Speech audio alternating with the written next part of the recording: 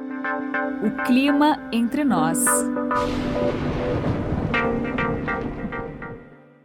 Olá, seja muito bem-vindo a mais uma edição do podcast O Clima Entre Nós, podcast da Climatempo sobre meteorologia e sua relação com a nossa vida, com tudo o que acontece neste planeta.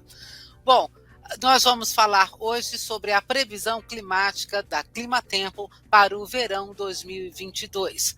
O solstício de verão, ou seja, o início astronômico do verão, será no dia 21 de dezembro de 2021, às 12 horas e 59 minutos, pelo horário de Brasília, e a estação se estende até o dia 20 de março de 2022, até às 12 horas e 33 minutos, também pelo horário de Brasília. Para quase todas as regiões do país, o verão é a época que mais chove, e é com a chuva do verão que nós sempre contamos para refazer os estoques de água dos nossos rios, dos reservatórios das hidrelétricas, dos reservatórios para a agricultura, dos reservatórios para abastecimento da população.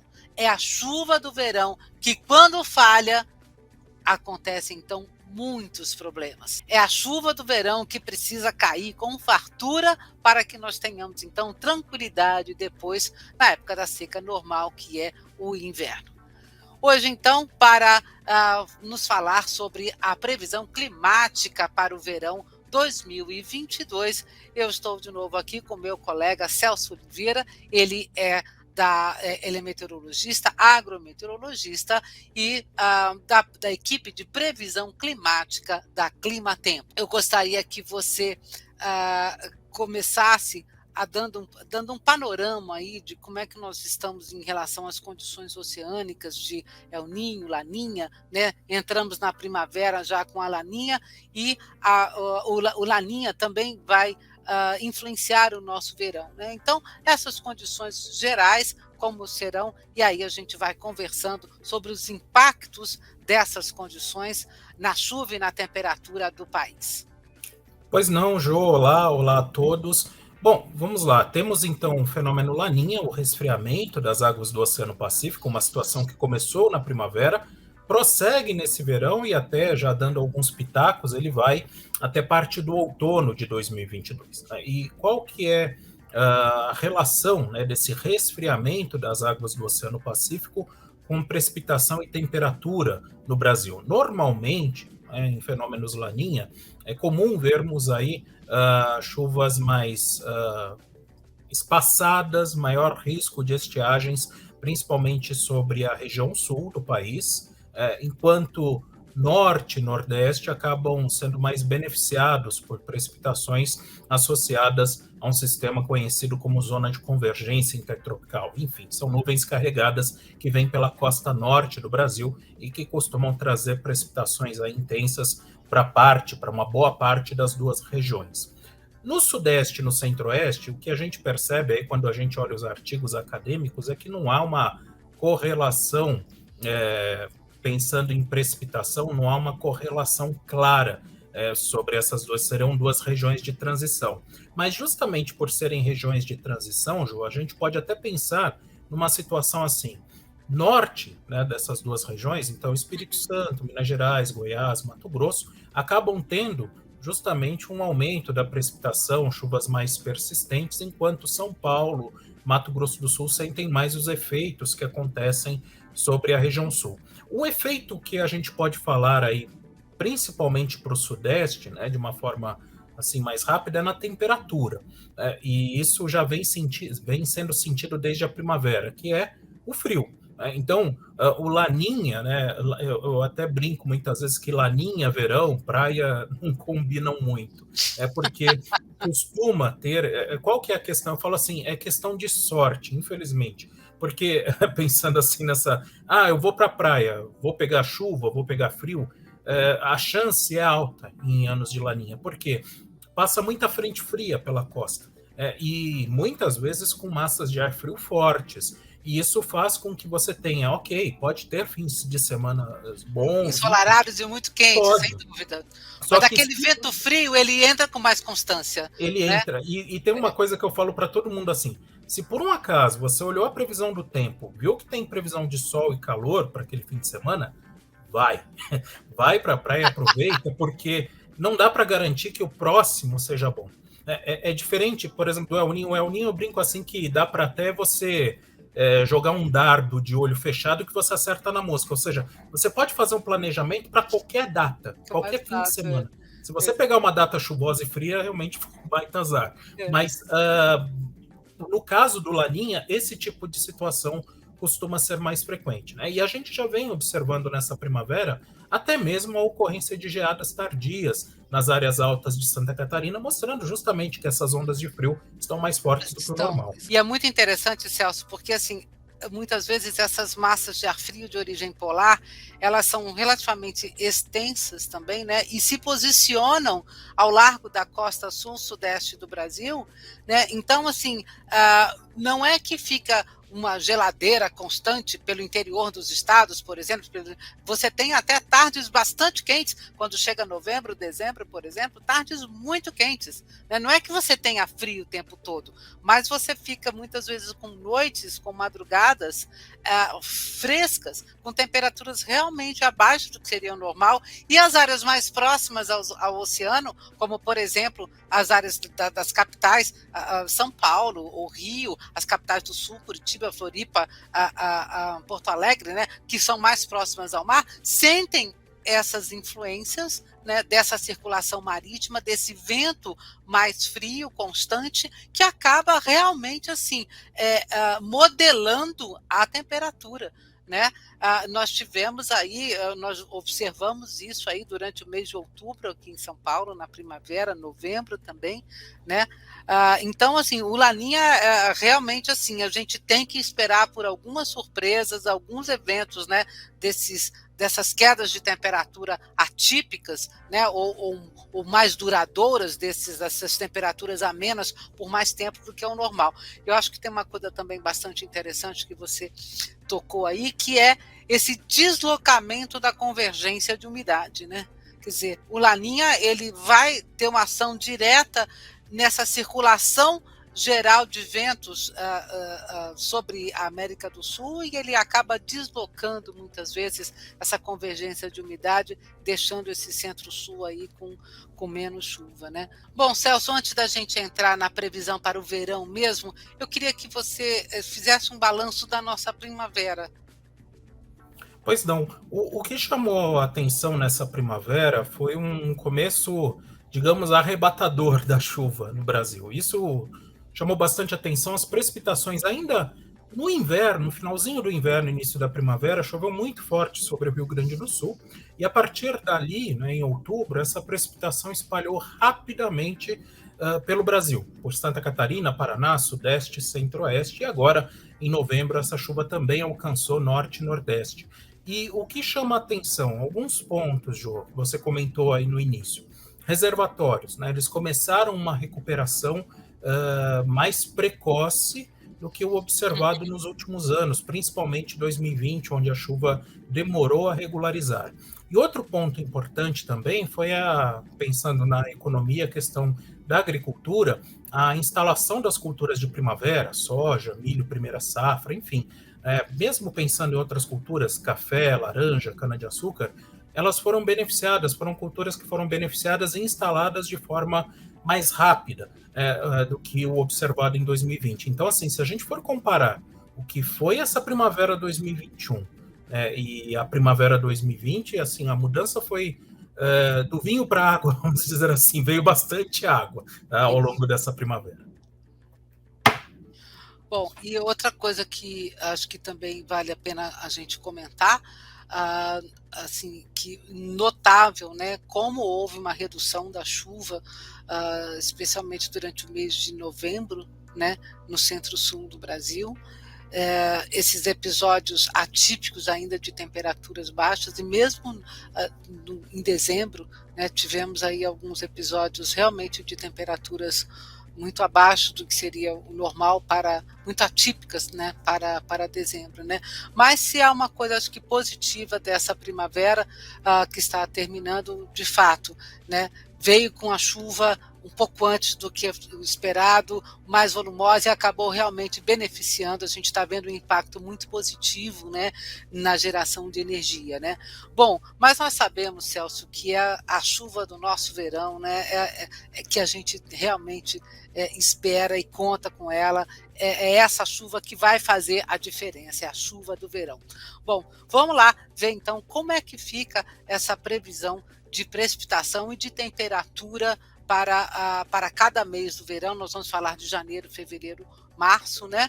E à luz aí da influência do fenômeno Laninha, né? Bom, então, como é que vai ser a nossa chuva de janeiro? Lembrando que, eu nunca posso me esquecer disso, lembrando que as médias pluviométricas para janeiro são normalmente as mais altas em grande parte do Brasil. Nós estamos falando aí de volumes médios de chuva de 250 a 350, às vezes 400 milímetros de água. Então, se a gente não tem um janeiro bom de chuva, a coisa começa a complicar, né?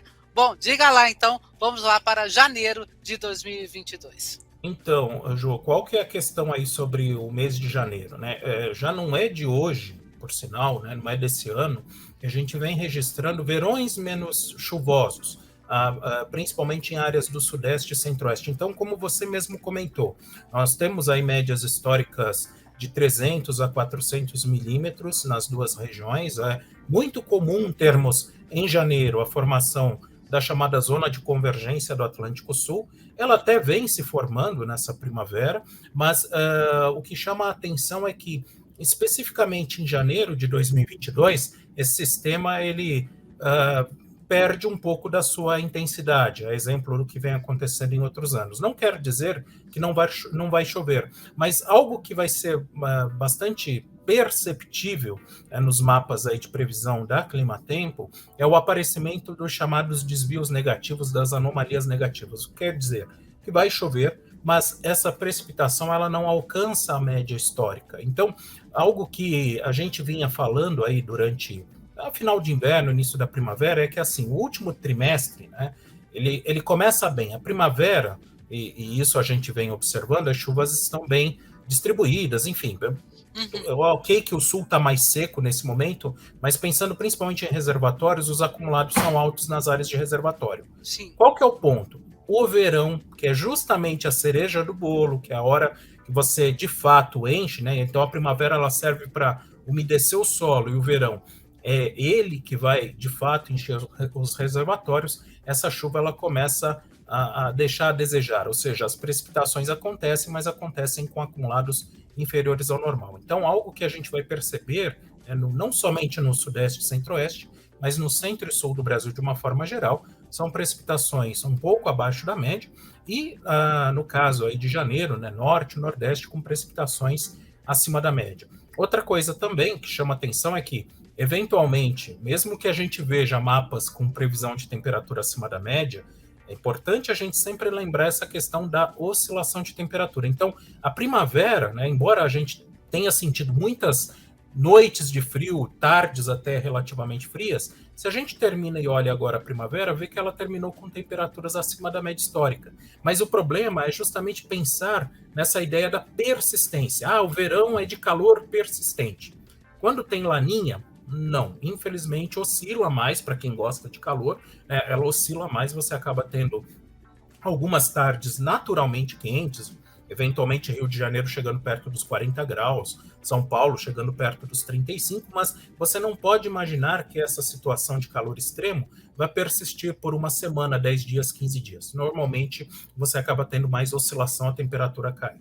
Então, essa é a expectativa de uma forma geral para janeiro. Em relação, por exemplo, à zona de convergência do Atlântico Sul, nós tivemos já episódios em novembro, depois voltou em dezembro, mas nos dois episódios nós tivemos as convergências mais ao norte da região sudeste do Brasil, né? Então, mais para Minas, mais para o Espírito Santo, Bahia, e menos para São Paulo, menos para Mato Grosso do Sul e tal. E aí, quando esse tipo de coisa, ou seja, você está falando assim, precipitações abaixo da média em grande parte do Sudeste e do Centro-Oeste, né? A gente naturalmente pensa em calor acima do normal no mês de janeiro, onde nós vamos ter aí o pico da insolação, né? sobre o hemisfério sul. Agora, temperaturas assim, porque com menos chuva, naturalmente você vai ter menos nebulosidade e vai ter mais radiação. Tá? Então, assim, o efeito em temperatura é muito notável, né? Mas ainda assim, o que você está falando é que no meio desses períodos muito quentes, nós vamos ter sempre interferências de frentes frias e de essas quedas bruscas. Exato. Então, o que acontece? Né? Você tem toda a razão. Então, a lógica é essa. Chove menos, então a temperatura fica mais elevada. Vamos pensar na qualidade do calor. Né? Então, assim, uma coisa é um calor, é uma temperatura acima da média persistente, vamos ter vários dias seguidos com temperaturas acima do normal, ou vai ser quase o que a gente vê muito no monitor, né, de coração que oscila demais. Sim, sim. E é mais ou menos por aí. Então você acaba tendo muita variação da temperatura. Claro que quando você faz uma média, esse valor ele acaba ficando acima do normal, mas o que vai perceber muito é justamente essa variação. E outra coisa também, essa questão da precipitação, justamente por termos a passagem de frentes frias, Jô, não vamos ter uma seca, por exemplo, como vimos em janeiro de 2014, onde foi uma seca histórica no estado de São Paulo, por exemplo, em partes aí do sudeste e do centro-oeste. Então, você tendo a passagem desses sistemas frontais, isso naturalmente acaba trazendo algumas chuvas, mas entra de novo na questão da qualidade da precipitação. Uma coisa, e aí você tem duas alternativas, vamos dizer assim, para o verão. Quando eu vou para a praia, você pode ficar uma semana com tempo chuvoso e jogando só dominó em casa, ou você ter chuvas até fortes, mas que acontecem apenas durante a tarde. Por exemplo, essas pancadas típicas de verão. E aí, qual que é a questão? Quando você tem essas chamadas chuvas convectivas, essas pancadas, normalmente o acumulado total acaba não alcançando a média histórica. O normal, né, do Sudeste é termos essas precipitações persistentes e que acabam trazendo justamente os valores que você falou de 300, 400 milímetros. Quando você passa a ter sistemas que provocam mais pancadas aqui e ali, enfim, chuvas mal distribuídas, quando você soma tudo, você até encontra, assim, um outro município com chuva acima do normal, mas de uma forma geral, essa precipitação ela fica mais irregular, eventualmente abaixo da média. Então, é importante a gente chamar atenção para essa questão, porque muitas vezes a gente pode criar uma falsa expectativa de que é 880. Ou chove tudo e cai o mundo, ou não chove nada. E, na verdade, vai ficar no meio do 40, vamos dizer assim. Ou seja, há chuva. O janeiro é o mês mais chuvoso do ano e há uma expectativa de até elevada frequência de chuva sobre parte aí do centro do Brasil, pensando em sudeste, centro-oeste e norte, que são as regiões mais atingidas por precipitação nessa época do ano. Porém, vai muito nessa questão da mudança da qualidade da precipitação, né? E isso que vai fazer com que tenhamos aí chuva inferior ao normal. É interessante salientar que, embora a previsão para a região sul especificamente seja de temperaturas acima da média, eu diria assim, que o que mais vai chamar atenção é o calor extremo, principalmente quando a gente olha para o Rio Grande do Sul, para Porto Alegre, Santa Maria, Uruguaiana, que são municípios, capital, enfim, que têm temperaturas extremamente altas, isso que vai chamar atenção. Não seria estranho uma ou outra madrugada, eventualmente com queda de temperatura, aí pegando principalmente a região da Serra. Então, eu chamaria mais atenção para isso. Ô Celso, com janeiro com menos chuva do que o normal, né, e sendo o pico de insolação que normalmente nós temos durante o verão, daria para a gente esperar aí por alguns dias com temperaturas aí na casa dos 40 graus em áreas do interior do Sul, interior de São Paulo, Rio, Mato Grosso do Sul, ou mesmo Goiás e Mato Grosso? Vamos lá, vamos eleger aí locais com calor extremo, tá? Então, sim, Mato Grosso do Sul, principalmente no Pantanal, é bem provável que tenhamos temperaturas aí Porto Murtinho, Corumbá, mas principalmente mais para o lado da fronteira com o Paraguai, temperaturas próximas dos 40 graus. Isso também pode ser visto ao longo do oeste do Paraná, então região de Foz do Iguaçu, oeste de Santa Catarina, Chapecó, São Miguel do Oeste, e toda a fronteira do Rio Grande do Sul com a Argentina, então Santa Rosa, São Borja, Uruguaiana, e no caso específico do Rio Grande do Sul, como deve ser um dos estados, inclusive com temperaturas mais elevadas, eu extrapolaria nesse caso. Pegaria toda a depressão central, então Santa Maria é um município que eventualmente chega assim com temperaturas próximas dos 40 graus, e a própria capital Porto Alegre. No caso, por exemplo, do Rio de Janeiro, é possível chegar a temperaturas de 40 graus? Pode acontecer, mas é o tipo de situação que você vai ter 40 graus num dia e provavelmente no dia seguinte essa temperatura já vai ter caído. Vai ser naquilo que a gente chama muito na meteorologia de situação pré-frontal, ou seja, tem um vento de norte que desce a serra e aí se aquece, provoca um calor bastante intenso, mas provavelmente já vai estar associada à chegada, à aproximação de uma frente fria. E aí no dia seguinte esquece, né? Essa temperatura de 40 graus já não é alcançada. Isso também, Jô, vai acabar fazendo com que tenhamos aí um mês de janeiro com ventania. Tá? Isso vai ser muito perceptível no sul, já vem acontecendo nessa primavera e há uma expectativa da manutenção dos ventos constantes, é bem típico de Laninha. Aliás, para os veranistas, né, do sul, esse eu diria assim, é o maior problema. A temperatura até eventualmente fica alta, mas você acaba tendo ventos fortes, mar muito agitado. E, eventualmente, aqui na costa do Sudeste, né, por conta dessas variações de temperatura, um dia faz muito calor, aí depois entra uma frente fria, uma queda mais acentuada de temperatura, não seria estranho também termos aí nesse alto verão a ocorrência de algumas ventanias, principalmente ao longo aí da costa. Maravilha. Bom, então vamos lá.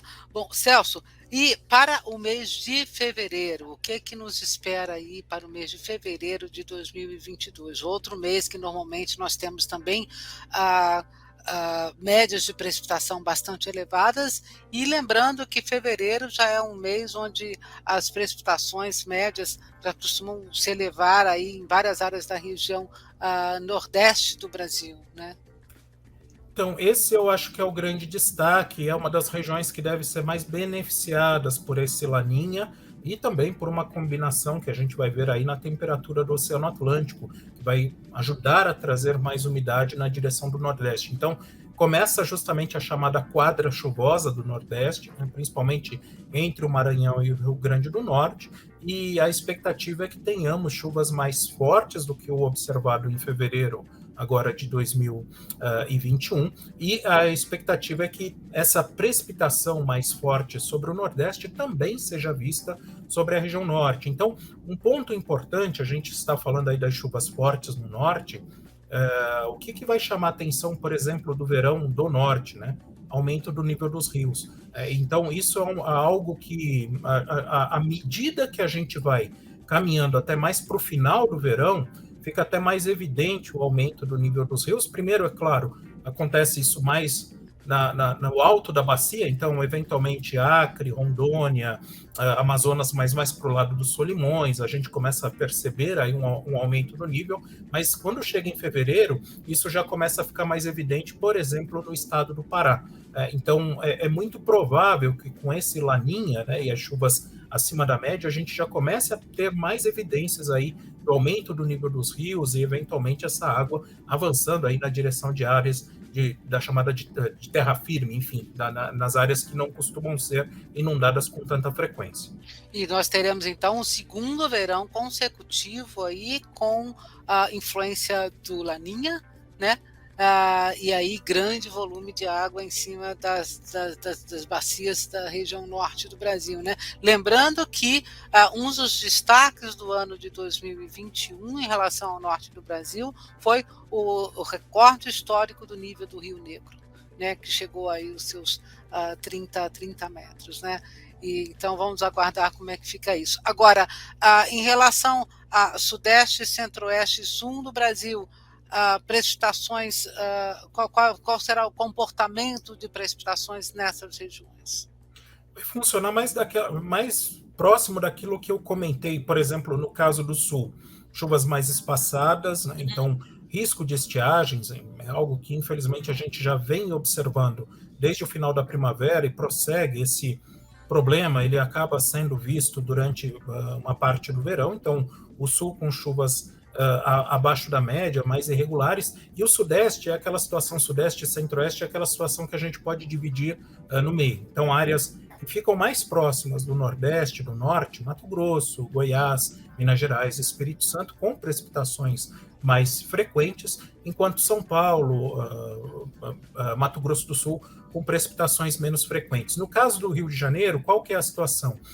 As chuvas elas são mais frequentes na costa, algo que preocupa e à medida que a gente vai caminhando para o final do verão, é que é muito comum no Rio de Janeiro e mesmo na costa de São Paulo, primeiro, o aquecimento das águas do Atlântico, então é natural, a costa do Atlântico, as águas aqui próximas da costa do Brasil, elas se aquecem em função da maior radiação solar, e aí tem um ponto que a gente vem chamando a atenção dessas frentes frias aí mais fortes, enfim, com circulação mais intensa. Qual que é o ponto? Normalmente, né, essa água mais quente, ela evapora com mais facilidade. Se você tem... alimentação de nuvem. Exatamente. E aí, se você tem frentes frias mais organizadas e algo que vem chamando a atenção aqui, tudo bem, tem feito frio já na primavera, eu nem vou falar que o frio vai antecipar em 2022, porque ele já está rolando. Já está rolando, mas como há uma expectativa da entrada de algumas frentes frias mais fortes, com ventos mais constantes contra a Serra do Mar, começa a preocupar, né, mais ainda do que o normal, essa questão das chuvas persistentes, das chamadas chuvas orográficas ao longo da costa de São Paulo e do Rio de Janeiro. Então, a gente pode dividir o Sudeste até em 3 partes, por exemplo. Né? Então, pensando em Espírito Santo e Minas Gerais, áreas mais próximas do Nordeste, um padrão do Laninha, das chuvas mais frequentes. São Paulo, né, principalmente interior de São Paulo, sentindo mais os efeitos do sul, né, com chuvas mais irregulares, eventualmente abaixo da média, e especificamente Rio de Janeiro e a costa de São Paulo, por uma questão, sim, associada ao Laninha, mas por uma questão da temperatura do Atlântico mais alta, né, e a entrada dessas frentes frias mais frequentes, uma ocorrência de chuvas orográficas aí ao longo da Serra do Mar, que podem trazer aí acumulados significativos no decorrer aí do verão, especificamente no decorrer de fevereiro.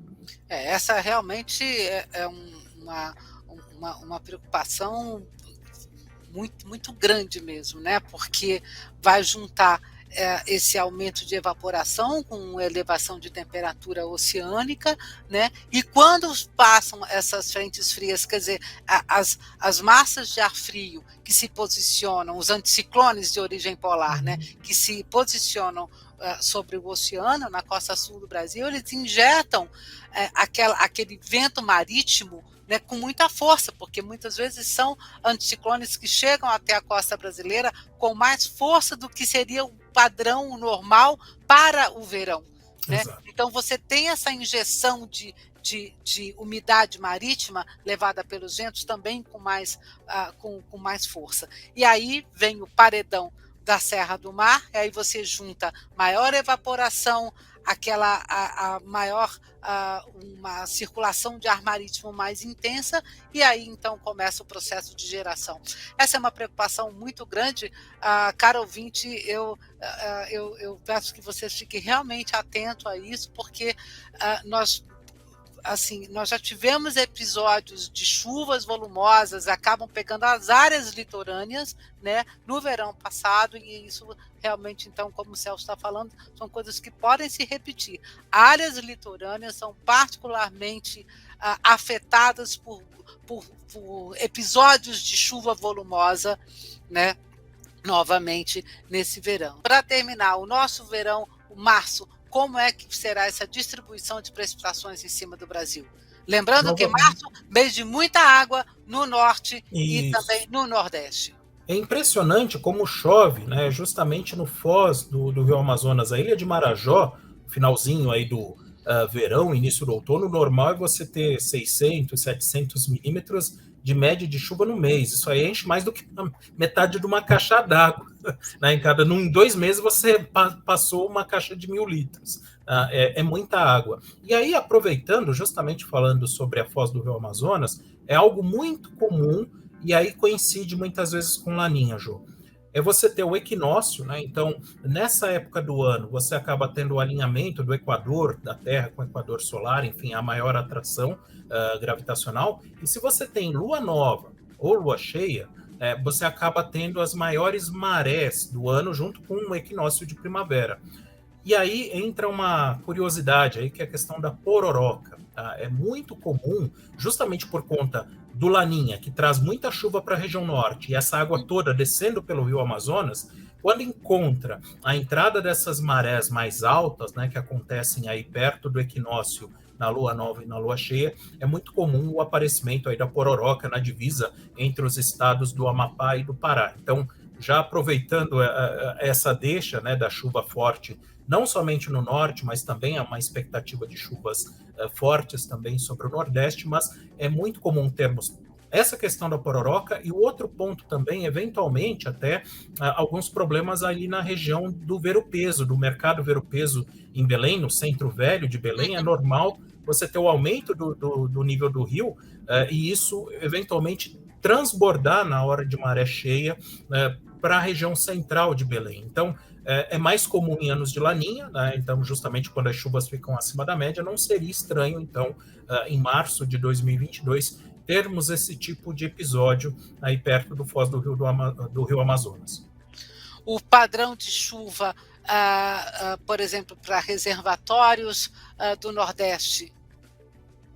Mais favorável. Então, não somente reservatórios, mas chamados barreiros, enfim, as cisternas, enfim, há uma expectativa, né, de termos aí precipitações acima da média, principalmente entre o Maranhão e o Rio Grande do Norte. Então, de uma forma geral, o nível dos reservatórios melhora em relação... Já não foi tão ruim, né, no último ano, apesar do Laninha, a chuva ficou um pouco abaixo da média, foi um pouco irregular, mas ajudou, o Laninha ajudou, e agora com essa temperatura do Atlântico um pouco mais favorável, isso deve acontecer até de forma mais intensa. Então, pensando nos reservatórios do Nordeste para depois enfrentar o período seco, né, que vem logo depois do término da quadra chuvosa, precipitações mais fortes do que o observado há um ano atrás.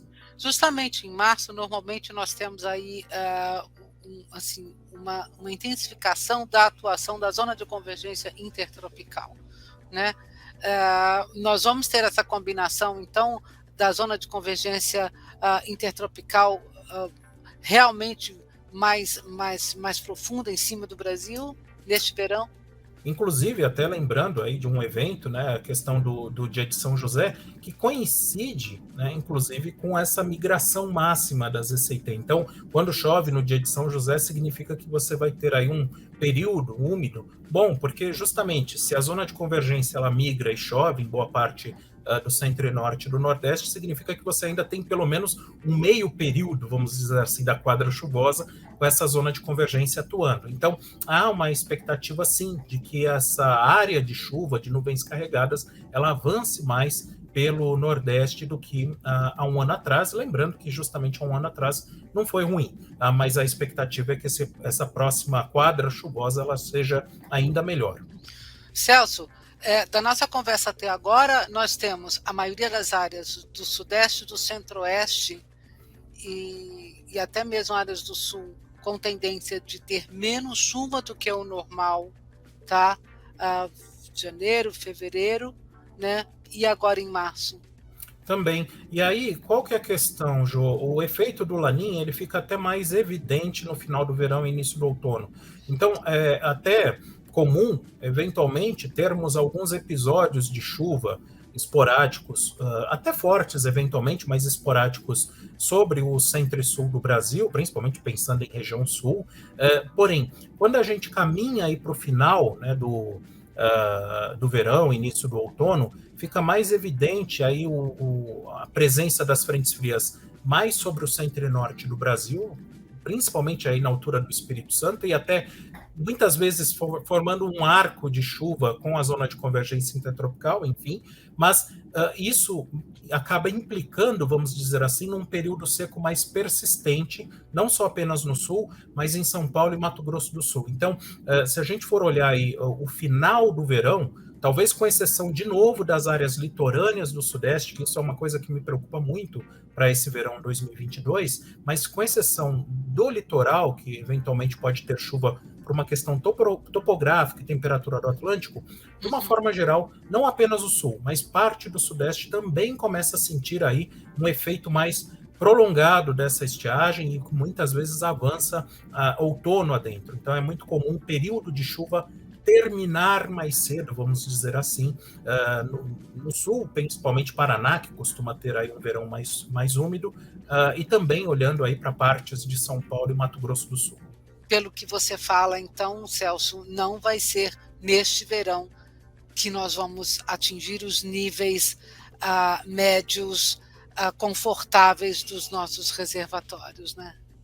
Então, o ano começou melhor, o período úmido, né, o ciclo das águas, ele começou melhor do que na última primavera, mas falta chuva aí durante o verão, justamente nos reservatórios mais importantes, principalmente pensando aqui em Furnas, né, no chamado sistema do Grande, né, do Rio Grande, a precipitação ela acaba ocorrendo, mas ocorre de forma mais espaçada. Então, acaba beneficiando, por exemplo, nesses casos, né, de laninha, a gente pensa em reservatórios como São Francisco acaba sendo beneficiado, Tucuruí, Tocantins, Serra da Mesa são beneficiados, mesmo outras áreas geradoras de energia, Telespires, Xingu, pensando em Belo Monte, o Rio Madeira, né, com Giral, Santo Antônio, enfim, acabam sendo beneficiados por essa precipitação, mas olhando aqui para o sul do Brasil, né, por exemplo, Itaipu, imagina, né, Paranapanema, Tietê e o próprio Rio Grande, Furnas, eles acabam sendo mais penalizados aí em função do laninha, a chuva acontece de forma mais espaçada. Okay. Bom, Celso, eu agradeço muito aí essa sua explanação, acho que foi bastante esclarecedora. Caro ouvinte, nós fizemos aqui um panorama do que vai ser o nosso verão 2022 em termos de Brasil. Você vai encontrar vídeos, né, informações particularizadas, né, para cada região do Brasil no início da estação. Nós vamos fazer vídeos específicos para cada região com um maior detalhamento. Eu espero que você aproveite, então, esta informação. Né? Desejo a todos um feliz verão. Você pode encontrar mais informações sobre a meteorologia em outros podcasts da Climatempo no nosso site e também nos principais agregadores de podcasts.